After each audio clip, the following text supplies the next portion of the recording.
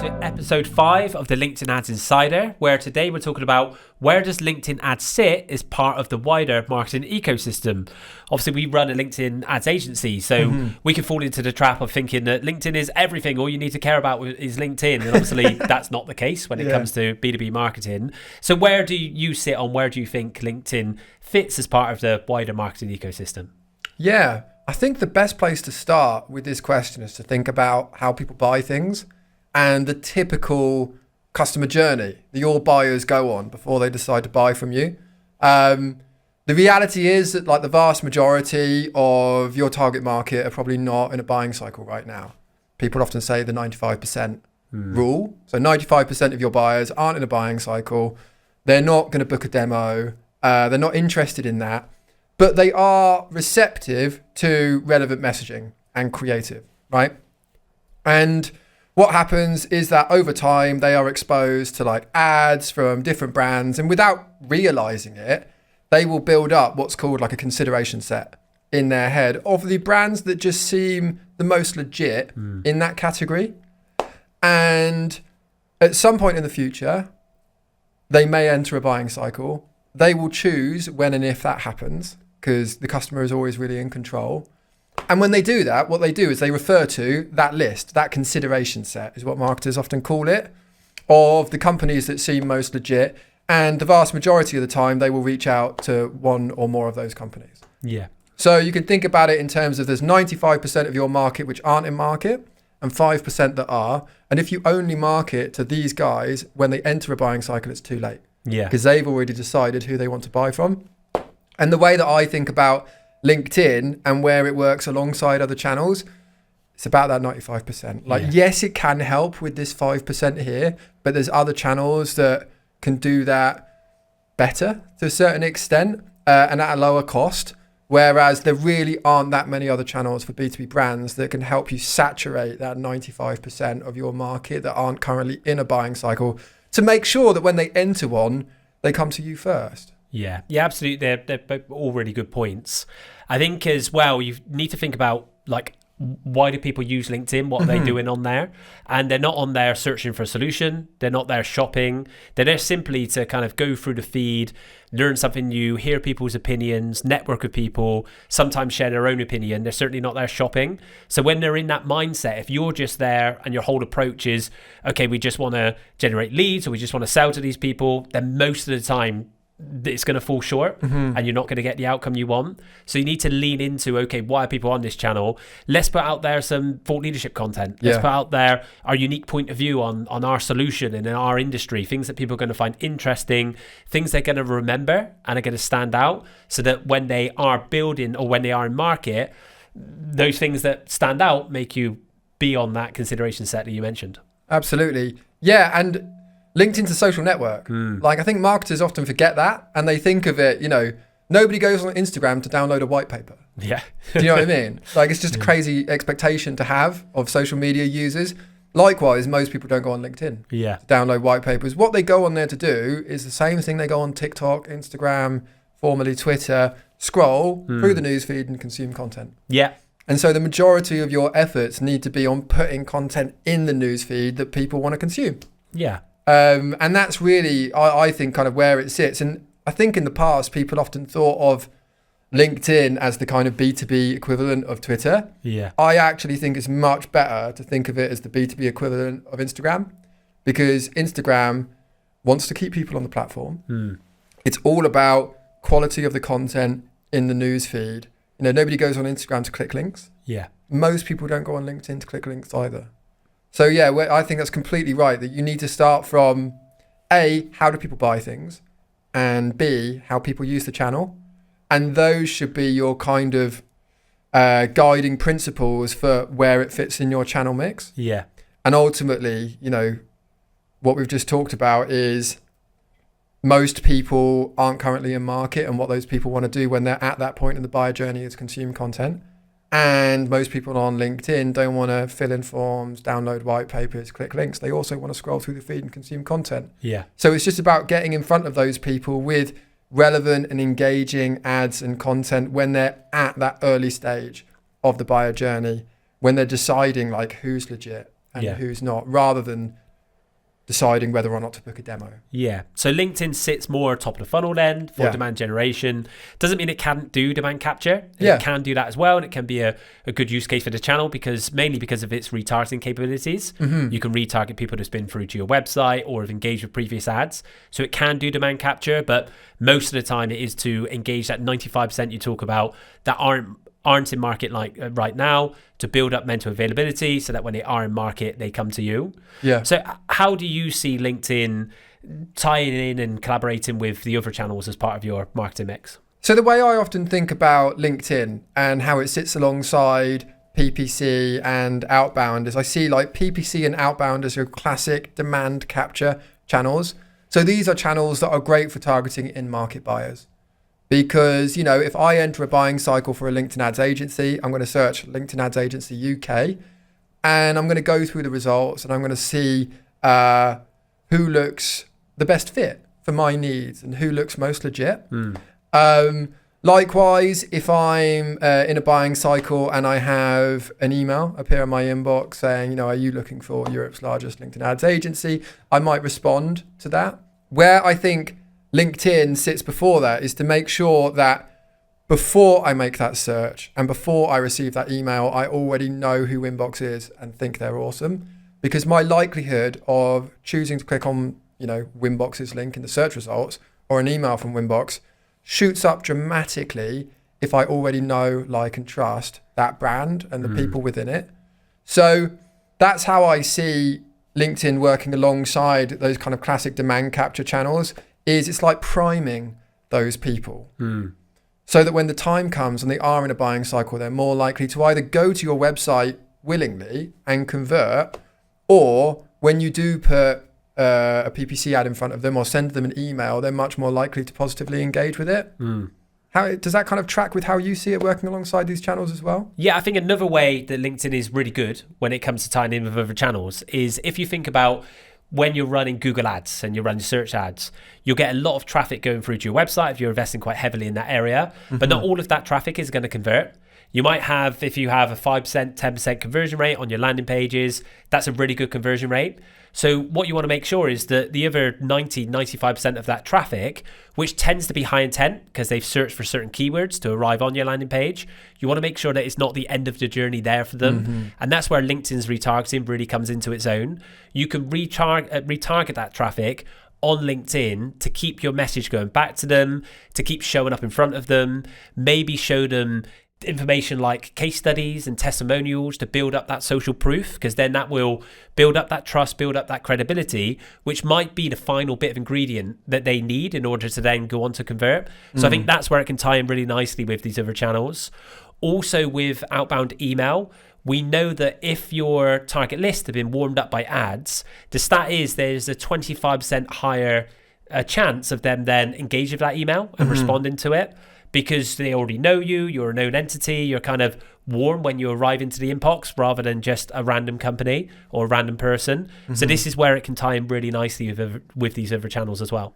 Yeah, and I think that's a really key point to land, which is, when you're thinking about your overall channel mix and your kind of broader strategy and trying to understand, how does LinkedIn work with SEO and PPC and outbound in events, it's much better to try and design a system where all of these things work together and reinforce one another, as opposed to what you sometimes see marketers try and do, which is to have set it up as though they're all competing for space, competing for budget, because they all do different things and all of those things are really important. Yeah. And they can all support one another. Something we talked about before in a previous episode was the reporting one. I mentioned that the reason that good marketing is always multi-channel is because the user experience is always multi-channel. Yeah. And people don't just use one channel in isolation and treat that as the kind of guiding source of information for them. They're using multiple channels every hour. Yeah. And you need to be able to design a kind of marketing ecosystem where you're active on all those channels and you're using them in such a way that, as you say, you're retargeting your high intent PPC keywords with LinkedIn ads. You're warming up your outbound list with LinkedIn ads. You're retargeting people that came to your booth at an event with LinkedIn ads. All of these channels should form one kind of system. Yeah. And that's how to see it. That's certainly, it's useful for us as marketers to kind of do our own marketing. Yeah. Because we work with clients, every day on their LinkedIn ads. But for Winbox, we do everything, right? We're doing SEO, we're doing events, we're doing content like this, we're running LinkedIn ads. And my experience from doing that, even when I'm reporting on performance and breaking it down by channel, you have to attribute things to a certain extent to different channels, but you also need to see that every channel was involved in the delivery of that lead. And the fact that it qualified and closed. Marketing is the ecosystem, right? And you want it all working together, and it plays a different role. I seen a stat recently as well that said that before someone even engaged with your brand, there's 72 touch points on average before that. And often there's like 200, 300 days that happen before they actually engage with you. So that's going to be across multiple channels. That's going to be multiple different messages. So you need all of these different channels working together to reinforce your key narrative and what you want to be known as by your consumer. So that's a lot about what LinkedIn is good at and how it can interact nicely with these other channels. How about what it's not so good at? What does LinkedIn struggle with? What's something that's not really a great tactic for the channel? I mean, the obvious one here is just old school short-term lead generation. The reason it's not so good at that is exactly what we said at the top of the show, which was before people enter a buying cycle, they spend a lot of time just learning about the category. In a kind of passive way. And that part, the 95% of your market that's out of market, that's what LinkedIn is best at. And, it's really effective at that in ways that PPC and email just are not. But what that means is that if you need short-term leads, LinkedIn is less likely to get those than other channels. And when people try and get those from LinkedIn, they often default to tactics that deliver poor quality leads. So, what we see through our own marketing is that like most of our best deals, new deals, come from our LinkedIn activity. But that's the result of years of building up and investing in our audiences and investing in content and doing stuff like this. If we just put a gated PDF on LinkedIn, the quality of those leads would decline, right? The size of the deals would decline. The speed at which they close would decline. So I think that's the first thing that if that's the problem that you're trying to solve is we need tons of leads this quarter, LinkedIn isn't going to be the way to solve that problem. It's much more about next quarter's pipeline than this quarter's pipeline. I think whenever you're talking about short-term wins, it's not a great channel for that. I think probably more broadly, like B2B marketing isn't about short-term wins. And it's about the long-term. Like that's what marketing really is. It's not lead gen like a lot of people think it is now. It's building up the brand over many years and many months and building up perception of the brand in the mind of your buyer so that when they're in market, which we know doesn't happen often, then they come to you. And I think that when I see a lot of companies, how they're approaching LinkedIn ads, it's we've got a webinar next month. Let's run some ads and try to get people to book onto it. Or we've got an MQL target for this month of 20. Like, let's just throw a load of lead generation ads out there or gated content ads to try and hit that target, even if we know they're probably not going to go anywhere afterwards and it's not going to be great quality. Whenever you're in that kind of on that path or in that space, LinkedIn isn't going to be as effective for you. It's much better for building up your brand over time. And what that means then is that you're going to get outsized results with your marketing because you're going to have a foothold in the market. You're going to have that brand awareness, and the brands that get known get bought. So then you'll have a steady stream of leads coming in that will grow over time as well. And you'll really start to see the influence that marketing is having on your pipeline, a number of leads. But it has to be judged over the long term, and it needs to be a long-term investment and strategy. I mean, we usually say when we're talking to clients about a pilot, expect to be investing in this for 6 months, and then you'll start seeing the pipeline impact. And I think that's a good rule of thumb for this. I think another area for me where LinkedIn kind of isn't the solution, we call it a rescue mission. When you have companies that are kind of in decline and, this is down to kind of issues with their category. Maybe their category is simply shrinking. Maybe they've got competitors that just have the edge on them. Whatever it is, I think that paid media is a bad way of solving that problem, because what happens is you're spending your marketing budget trying to change much more fundamental problems or solve much more fundamental problems than paid media can solve. Like paid media is an accelerant. it takes your momentum and, if it's kind of forward momentum and you're growing fast, it makes it even faster. Yeah. That's like the ideal use case for LinkedIn ads. But if it's like we're getting hammered by our competitors or we've been completely disrupted by a new category, you have issues with the product or with the category or with the company that LinkedIn ads just isn't going to solve. Yeah, the clients that we see this working best for are the clients where it's very clear they've got that product market fit. Yeah. And it's a good moment for them. And then the ads, they act as a catalyst because the offer is in demand, the market is hot, so they just need more people to know about them, and then they're going to get better results. Like you said, if the offer isn't quite there, or there's not that product market fit, or the category has changed somehow, it's not going to turn it around just by having more people see an offer that already isn't converting. Yeah. So you want to make sure you address those fundamentals first, and that positioning, that product, that offer, before then you look to accelerate the exposure through ads. Yeah.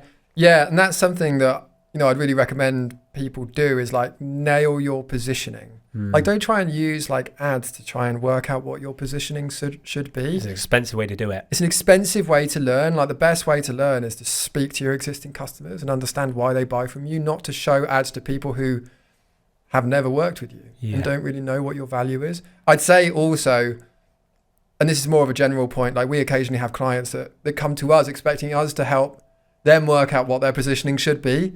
And I think a few years ago when we were less experienced, like we used to try and help people with that. But these days, I think that's something you need to work out yourself. Yeah. Your agency can't answer the fundamental questions about your customer.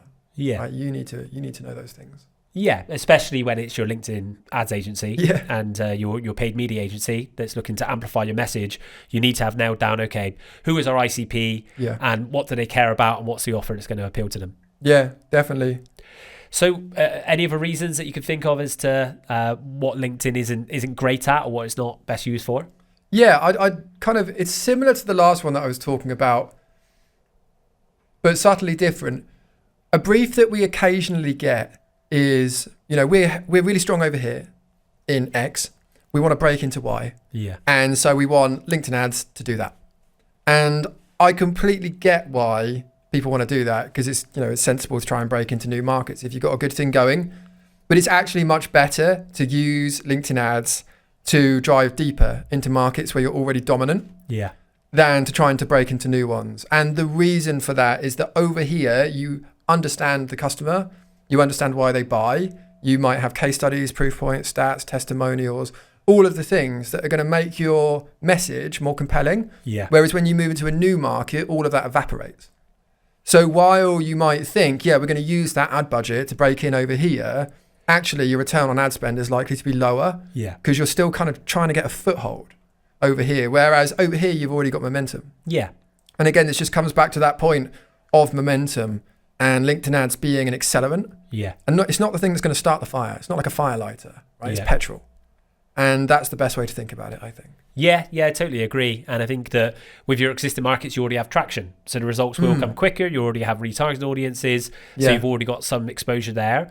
I don't think that means you don't use it to try and get into new markets, but I think you just change your expectation. Yeah. Like this is over the longer term. Our aim to start with is just to be seen by people and then to make sure they're stopping in the scroll and they're consuming our content and then the engagement. And then maybe later on, you'll see more pipeline influence. It's just to make sure that you're not having the same expectations in a new market as you would in a market you've already got really good case studies in and a lot of traction you're already known in, because they are very different strategies and require different approaches. Definitely. Should we wrap up then a few of the kind of key takeaways from this episode? Yeah, sure. So, for me, it's that no channel works in isolation. All of these channels, they have to work together.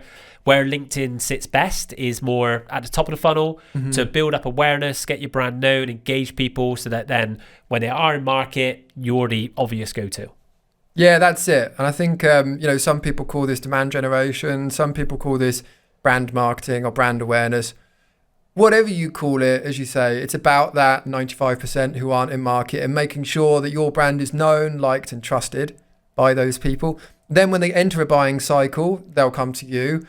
Likewise, if they see your ads in the search results, if they get an email from you, they're going to be much more likely to be receptive to those approaches.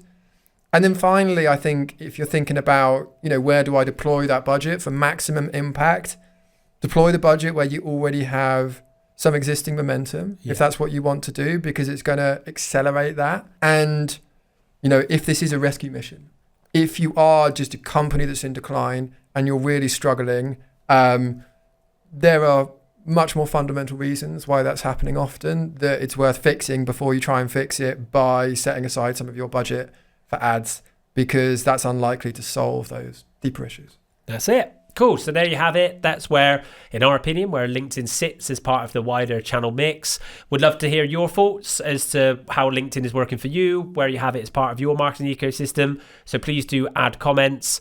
We are releasing episodes every month on LinkedIn at the moment, talking about all sorts of things from measurement to ABM to what's working right now on the channel. So please do subscribe to the channel, share it, connect with us on LinkedIn. We'd love to continue the conversation. See you next time.